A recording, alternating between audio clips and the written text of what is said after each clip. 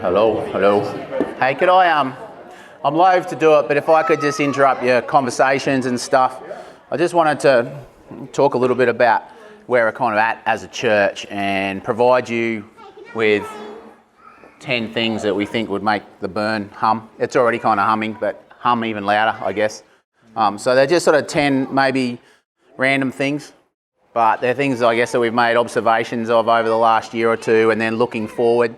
And it's also an opportunity at any time, if you've got an insight or a question, please just put your hand up or just grab my attention or whatever. And I just wanted to get this done now because I know there's a few people that are waiting back before they go and get some lunch a bit later, so I didn't want them getting too hypoglycemic. In fact, I'll probably just sit down, that's all right. So these are just 10 things, I guess, that are on our hearts to do with where the burn's at in its day-to-day running and the way that we conduct ourselves on Sundays.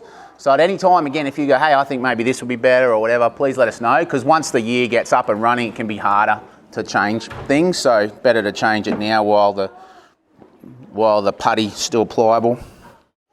So without further ado, tip number 1, our vision, to remember that in everything that we're doing. And I'll just remind everyone as well that you can actually get this from the website where we have a sermon from Mark, all of Mark, and this is where it came from. It was basically entitled, What Are We Doing Here? You know, hey, sometimes you go, what are we doing here? As in, like, what are we supposed to be doing? And so out of Mark came this love, where Jesus himself says, all of the law and the commandments hang on, love the Lord your God with all your heart, soul, mind and strength, and love your neighbour. Right? And then we see the expression of love as being Mark 10, where Jesus says, I didn't come to be served, but to serve and to give my life as a ransom for many. And then in that we believe it's not sitting on our backsides just knowing theology or knowing good stuff, but it's actually serving. And we get that from where Jesus says, and I'll put this as a test for you, you will know the truth and the truth will set you free. Does anyone know what the precondition is to knowing the truth and the truth setting us free? Does anyone remember what he says in the previous verse? If you abide in my commandments, if you obey my commandments, then you'll know the truth and the truth will set you free. So there's an idea of experiencing truth or freedom bringing truth in doing things, in serving, in acting, not just in thinking about it. So in everything that we do, maybe just think about that. Love, serve, grow. We're here to love God. We're here to love one another. We're here to grow in that, to grow in our love for God and to love one another more. And we're here to serve. So here to love, here to serve, here to grow. That's tip number 1. Tip number 2 is for him. So we just had a sermon today, and again, I encourage you to go through John 17 to think about who God is. And when you're doing stuff in the church, or in fact, for kingdom purposes in the world, remember that you're doing it for him, not a force, a person, a real person, who takes note even when others don't, who is, I believe, thankful even when others may not be, okay? So there's a real person there, we're doing it for him. There's actually, that by the way is also tip 8 and 9, because I want to keep coming back to that. Tip number 2, and just continuing on in that theme, whatever you do, do it all for him. That comes from Colossians. So I just want you to think about this for a minute, okay? I've just started a job with Boeing. Now, in general, I don't think I'd be too far from the truth if I was to flip-flop things a bit and go, if Boeing was the church, this is what the next week would look like. Okay, Monday morning, tomorrow morning, my Boeing boss is out there. Where's Adrian? Oh, no, he'll be here soon. It was supposed to start at 9. We need this machine online by 9. 9:20 kind of rocks up, 9:25. Adrian had a bit of a big night the night before, so he's just going to sleep in all through Monday, okay? Or if he does show up, he's kind of only half interested. Anyway, you probably know where I'm going with that, and I don't need to kick that dead horse too much. But I just want us all to examine our own hearts, because it's easy with church to go, you know what, I don't really need to worry too much about it. And what ends up happening is our level of service to the church and to God kind of looks really crummy and half-baked and half-hearted compared to our level of service to our respective jobs or to our respective schools and universities. Like, we're on time there, we're getting assignments in, we're getting jobs in on time, but when it comes to the church, it's almost like, oh, well, I can be pretty loose with that. And I don't want to get all legalistic, but at the same time, just to realise that if we're doing it for him, then he deserves our best. Don't you reckon? So whatever it happens to be, whether it's packing up chairs or just rocking up on a Sunday on time, think about who it is that we're seeking to please and seeking to serve. I just wanted to say on time. It's actually, when you're putting something together like a church service, it's really difficult if everyone's sort of consistently late. And I don't want to be the headmaster principal going, let's be on time, everybody. But it is really hard because you have certain things that are kind of booked in at certain times. And if everyone shows up late, it's really difficult. Not often, but there's been a few times where I've been here, brand new people have shown up and they're going, oh, is church on today? It is, just that none of the regulars are here kind of yet. So if we could could I just ask you just to really work on being here on time at 9:30? I know things happen, but if we could make being late a rare thing in the church, that would just be really appreciated. It makes everything hum, it makes everything work a lot better, and it's also showing love to those that have put a lot of effort in to bring the time together. So jump in, by the way, if you think I'm being too mean or harsh or whatever, if you're brave enough. You brave enough? Not at all. Amen. I got an antidote to being late. Try being early. Good. Just imagine where church starts. Yeah. Who cares if you're a bit early? Yeah, just come earlier. We're here pretty early anyway, but so just I've noticed in society, you can put an email out or a Facebook thing or a request or a text, and people don't get back to you anymore. And it kind of makes it difficult because it's like, okay, if you would just say, no, I can't make it or whatever, that's fine. But when no one responds, it's really difficult. And I think we're getting a lot better at this, but just it's worth reminding us, if someone puts something out about an invitation, could you please respond and say, no, I can't, or yes, I can. And let's, on Facebook, what is it, the maybe or something? Thinking about it, something, I don't know. Let's not tick that one. Just, either you can make it or you can't. And genuinely, if you're waiting to get some more information about a roster or something, yeah, that's fine. We'll just put that so that the person who, again, is serving you and trying to serve God is encouraged, because it's so discouraging when you go, you know what, I feel like this might be good to do together, and then you don't get any response. It's like a big black hole, an abyss of discouragement. So that's why we've got to come back and remember it's for him, I guess. And then in the sermon, and I just wanted to talk about this again, I think the greatest problem that we have as a church is that more of society gets into our thinking, and most of society is about what modern advertising is about, which is your needs, what you require, what you need right now, and what you deserve. And you get this sense of, I'm entitled to not get up this morning, and I'm entitled to not serve. And yet that, I just want you to know, this is not me saying, I want you to do all this stuff in the church because, I don't know, I've got this idea in my head. This is the Bible. This is the very essence of the gospel message. You will always, always be brought into the shadow of the cross when it's time to serve. And there'll always be the flesh or that human part of you which is going, no, I'm entitled to this, that, or the other thing. I'm entitled to ease. I'm not going to worry about having to put out. So what I'm saying is the way of the cross and the way of service, the way of unity, the way of oneness, the way of loving, serving, growing is actually, it will hurt a bit. And I know we say this over and over again, but that literally means I don't want to get up this morning, but I will, and I will go. Or I don't want to reply to that text message, but I will. And I'll ask God to give me the strength, the willpower, and all that, and walk by His Spirit in that. I just think that's a really important dynamic. Not for thanks or recognition or well done or, success or attendance, but just for Him. And I just really encourage you when you are doing things and no one's noticed, just to ask God, can you just show me just show me a bit more of your love today, And that's really special when that happens. Paul says in 2 Corinthians, therefore, since through God's mercy we have this ministry, we do not lose heart. That's where our source of satisfaction and our heart is to come from. Just rhythm. So the church has always been, that church as a whole, the church historical has always been really good at doing simple things well over and over again in a regular kind of way.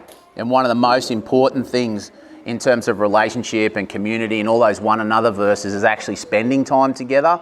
So, in a situation like this is a particular dynamic of about, 40 people or 50 people. It is a different dynamic to 2s and 3s, and it's a different dynamic to thousands. And if you look at Jesus' ministry, he ministered to thousands, like on the lakeside. He ministered to 70 and he ministered to 12 and then he ministered to 3, and they were all at differing levels of intimacy and relationship, but it was done regularly. So what I encourage you to do, if you're not in regular relationship with one or two other Christians, and in a consistent way, we're going to be talking more about this on the 27th of February, we need to make sure that happens. But at its very basic rhythm, or very basic kind of meeting time, is the Sundays, where you've got all the saints together who are able to minister one to another. So just, even if you can commit this year to coming to church regularly, unless, providentially hindered, that would be something special. And time together, I think, is like a heartbeat. We've got a few medical people here. Oh, do we still? I think Nicole left. But so, Steve. Oh, yeah. So bradycardic, tachycardic. Does anyone know what that means? Yeah, so brady's slow and tachy's fast, I think. And you know that a slow heartbeat's no good. People collapse because of that. A fast heartbeat, the heart will give out eventually. So meeting together, it's got to have that right rhythm. And I just ask you to take that to the Lord, but make it consistent. Make sure there's a rhythm in our lives. Common things done uncommonly well. What are some of the things the church has done for the last 2,000 years that haven't changed? If I was to go into Corinth, or if I was to go into a pre-Reformation church, what are things that people have done, or after Reformation? What are the activities? Praying, worship, singing, expressing thanks and praise to God. What else? Breaking of bread and communion. Coffee, yes. What was that one? Preaching, committing to the word. I think we're nearly getting to all of them. Any others? I just wrote down a list. Praying, the word, teaching, communion, singing, giving, and serving. So Acts 2 says that they devoted themselves to the apostles' teaching and to the fellowship and to the breaking of bread and prayer. So, nowadays there's a tendency to go, something wrong with the church, let's have a new program. What's wrong with the church is just the common things aren't being done uncommonly well. And I could almost guarantee the health of the church in terms of spirit-inspired, spirit-empowered, word ministry, praying, communion, serving, doing, if that isn't happening regularly and happening in a rhythmic kind of way, then the church will struggle. And so in a way that brings me a lot of encouragement, because we just commit ourselves to simple things, whether it's 2 or 3 or a big group, of meeting together, of praying for one another, of reading the word, listening to the teaching on a Sunday or whatever. Like, it's just they're just simple things to do, aren't they, really? And I think many of you have already experienced just growth just in that simple kind of rhythm. So I really wanted to focus in on hospitality as well. Tip number 5, just being hospitable. Oftentimes you can invite someone to church, they won't come, but if you invite them to your home for a meal, you get to pray, say grace, and then maybe you'll get to talk about the Lord and stuff like that. But they tend to want to come to that. And what it does is you're actually opening up your life, because your home is your life in many ways. You open up your life and you say, you're welcome here. And same for the rest of the church. So powerful when people are inviting other people over. Again, just a simple thing, but such a powerful thing. Love to see that just grow. It's been so special already, and maybe we can do a few more table of 8 things. So the Sunday meetings, we already talked about being on time, but loving, serving, growing on Sundays. Being on time, actually, I don't know if you realise this, but it means that you are thinking about the meeting together on Saturday. Because if you do have a really late night, maybe you've got a good reason for that, but if you don't, there's going to be a massive amount of gravity pulling you away from the Sunday meeting, especially if you're already serving in some way. So I just really encourage you to think what you do about your Saturday nights, in terms of, if I sacrifice something on a Saturday night, how will that help me better serve my brothers and sisters on a Sunday? Including being on time. Sunday is determined by Saturday in many ways. Our seating plan, have you noticed the big curve that we've got on the chairs when we come in? That's so we can see each other. But it tends to happen from week to week. Is what I'd love to see is if we could love and serve by, if we are a family with older kids or we're an older couple or whatever, is that we kind of fill in from the front and we're not afraid to sit right next to each other, because at the moment we get all these spaces. And then what happens is a new family come in or a late family with kids come in and they look around and there's nowhere for them to sit together, and the first impression they have of the church is, there is no place for me here.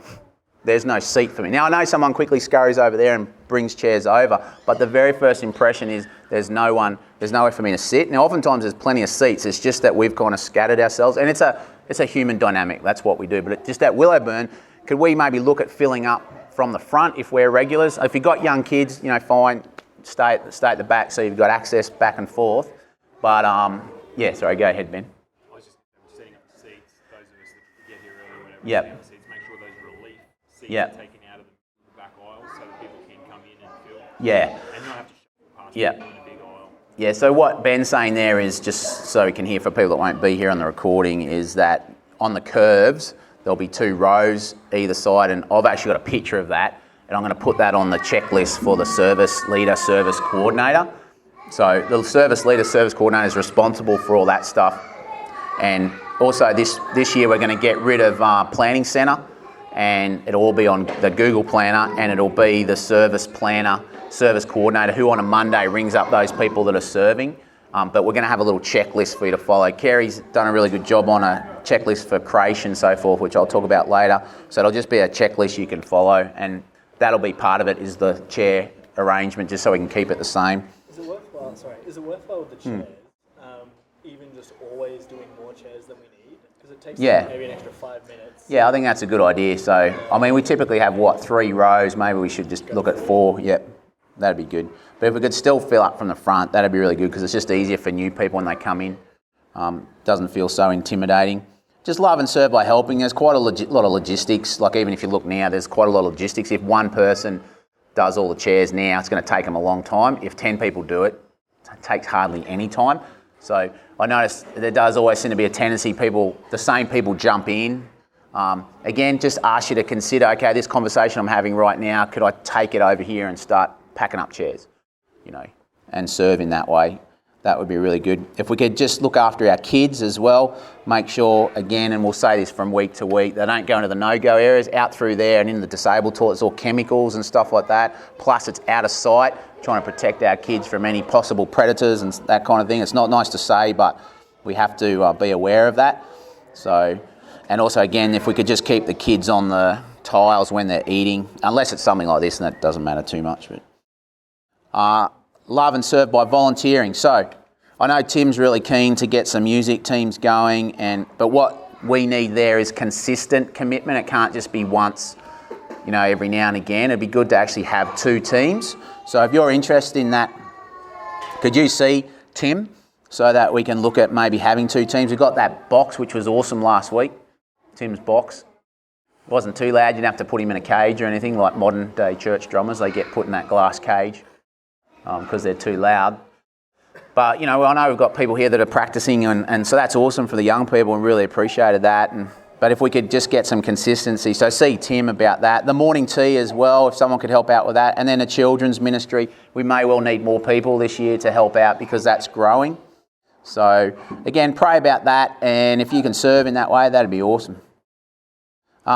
Sharing. So our share times, I don't know if you realise this, but I just want you to know that when we preach, any of us preach, like I said today, we're preaching from amongst you, not from above you. So what does that mean? What it means is the same struggles you're having, the same apathies that you might be feeling in your soul, the same kind of dramas that you're experiencing at work or uni, we as leaders or as preachers are as well. And we're in it together, shoulder to shoulder, which means we are as leaders serving or as teachers serving. So what that means is that when you share in the prayer and share time, or if we have an extended prayer and share time and just dedicate the whole Sunday to that, you're actually edifying us and encouraging us. And so I know sometimes it's hard to speak out, or sometimes it's hard to, I don't know, it's just that kind of, I don't really want to talk. But I'd encourage you in the week leading up to Sundays, is just be on the lookout for things that you can share and just jot them down. So that when we get to the share time, our problem is not awkward pauses, but it's like, well, we need to cut this short now because we're moving on to other things. And I know that this is very biblical. From Colossians, it says, let the word of Christ dwell in you richly as you teach one another. So there's a type of teaching that is outside of the pulpit, and it's a special type. So would you just please sort of consider that and going into the future over the next few weeks? It's all a part of healthy body life, is to be able to share together. And the other thing is in the preaching, today was a bit more interactive, and Rudgy likes to be interactive, and, we might do more of that. But I just want you to know, if you have an awesome insight, just put your hand up and go, and tell us. I'm happy. Other people might find that a bit distracting. I'm happy for that, So that's what I mean by preaching from amongst you rather than over you. Now, if it's something you've got a concern over, if it's heresy, you can yell that out, I guess, but it might be nicer just to wait and then we can sort it out later, because you might not have heard me properly. But, yeah. We'll start building the choir out there. Yeah. So I guess what we're saying is that we want to protect the pulpit but not barricade it. Oh, what? Oh, sorry, go ahead, Sandy, I didn't see you.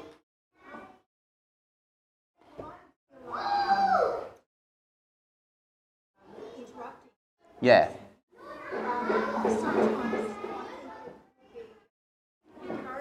Yeah.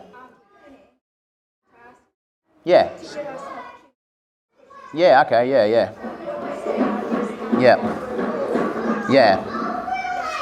Yeah, I think that's a great idea, and I think now that Sunday school and creation started again, now we've got a little bit more time, so yeah, we could just, is there any points, insights at the end, and questions, and obviously that could lead off in a bigger thing which we might have to cut short, but no, that'd be awesome. And that conversation too, by the way, as I said, we've got technology, that can continue onto the Facebook page. You know what I mean? Just write, today I saw this, or I heard this, and I made this connection. And then everyone's seeing it on Facebook. That's another thing with the Facebook group, mate. Group. I was just going to Yeah. Rather than up person. Oh, I see what you... Yeah. It's easier for us to, because like if someone, say if I write to you, not everyone's going to see it, whereas if you're part of a group, they do see it. Oh, okay, I see what you're saying. Yeah, all right. Yeah, it's and right, that... we can have a person and we can have a group. Yeah. I'm not... Yeah, people think I'm really sold on to having it as a... I'm not really, so... And Luke, I'll talk about the website in a minute too, because Luke's done some more stuff there. But yeah, all right, we can do that. So, yeah, we'll look at creating a group. Sharing, yeah. Well, so this is my text for it. Let the word of Christ dwell in you richly. Tip number 7. I just say this is so important in modern church again, because if you want to do it the world's way, then the world's way is to feel entitled about being irritated with someone or angry with someone and then speaking about it over and over again. And I'm not saying not to, vent to your wife or husband or friend or whatever, but then to give it a restorative edge, to say, well, how could I help this person? How could I help my brother or sister? How can I guard my own heart from a bitter root growing up, or my own heart from getting hard? And the text is bear with one another. Colossians 3 as well. Bear with each other and forgive whatever grievances you may have against one another. Forgive as the Lord forgave you. So once again, you feel irritation against someone, or someone said something that was insensitive, and maybe you do need to go to them and talk to them about that. But maybe first it's time to pray, think about the shadow of the cross, and remember what God has forgiven you. So who are we to hold stuff in our hearts? That's the whole gist of that verse. And then there, over all these virtues, put on love, which binds them all together in perfect unity. Let the peace of Christ rule in your hearts. That means literally arbitrate, like an umpire, a referee. Since as members of one body, you're called to be to peace and be thankful. Okay, tip number 8 for him. This is all for him. It's not for me. And like we saw today, he loves his church, hey. He loves his people. So this is for him. If you're doing stuff for the church, genuinely for his people, the true believers for all time, then you're doing it for the Lord. We're not trying to please men, but God who tests our hearts. That's what it's about. Love the Lord your God with all your heart, soul, mind and strength. Maybe you feel far from that at times. Just ask the Holy Spirit to change your heart in that, to give you a clean heart. And then tip number 9, just want you to know that we take very seriously the concept of servant leaders, of open leadership. Sometimes there are things that we're of a sensitive nature that we would have to discuss together, and they'll be pretty obvious. But you want to come to a prayer meeting, you want to come to, as in a leaders' prayer meeting, you want to come to a leaders' meeting, come along, please. Like this morning, we deliberately open up our hearts and lives to you early, first Sunday of each month, so that you can come and go, hey, just noticed this about the church, can I ask a question? Or I was thinking maybe we could do this better, or whatever. Like, we're there. We serve and lead from amongst you, not from over you. My sense of many modern churches, and I don't want to be like this even though I am a pilot, is it was like, does everyone know what happened to aeroplane cockpits after September 11th? They were barricaded. And it's so interesting to me, it's a bit of a metaphor for, now what does a pilot, do you know a pilot very well when you're in the aircraft? No. Yeah, he'll tell you what the weather is at the next place, and he'll tell you roughly how long it's going to take. But really what he's saying is, I'm in control. You stay back there, you put your seatbelt on when I tell you to, and I'll get you to where we're going. Now, many modern churches work that way. They still got a big smile on their face, and it all looks cool, but they are barricaded behind that door, and you got your seatbelt on, and the only time you'll know when something's wrong is when there's a big screaming dive and oxygen mask drop from the roof. Then you'll know something's wrong. But by then, guess what? It's too late. So, in our own history, we've had our own leadership struggles and strife at time, and the only thing that saved this church was the fact that it was open, and even though it was awkward and cringy and, I don't know, was it awkward for you, Ben? It was awkward for me. Because we were open about it, you knew what was going on, you could make an assessment, you could make a right judgment, you heard both sides, and the church powered on, okay? That's an example of open leadership. So please come along to those first Sunday of the month leadership type meetings, and anytime you want to come along, we meet during the week as well.